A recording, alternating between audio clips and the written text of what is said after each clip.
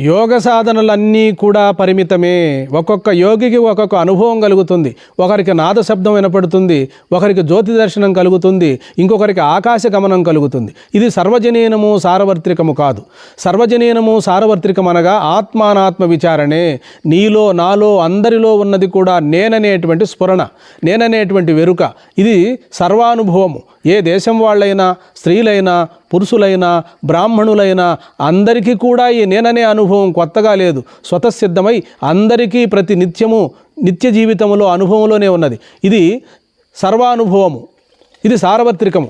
యోగా అనుభవం అనేది వ్యక్తిగత అనుభవము, వైయక్తిక అనుభవము. అది ఎప్పుడు కూడా ముక్తి ప్రధానం కాదు, ముక్తికి కారణం కాదు. సర్వజనీనమై సార్వత్రికమై పరిపూర్ణమైన బ్రహ్మానుభవమే సమస్త మానవాళికి ముక్తి ప్రధానం, ముక్తికి హేతువు.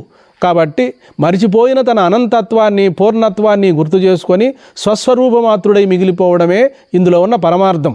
కాబట్టి యోగము, ధ్యానము, తపస్సు ఏమి చేసినప్పటికీ కూడా బ్రహ్మానుభవం కలగాలి. బ్రహ్మ సాక్షాత్కార జ్ఞానమే నిజమైన జ్ఞానము. మహిమలు, శక్తులు ఇవన్నీ కూడా తాత్కాలికమే. ఇవి బంధహేతువులే కానీ ముక్తి హేతువు కాదు. ఆత్మదర్శనమే, పరమాత్మ దర్శనమే ముక్తి హేతువు. హరి ఓం.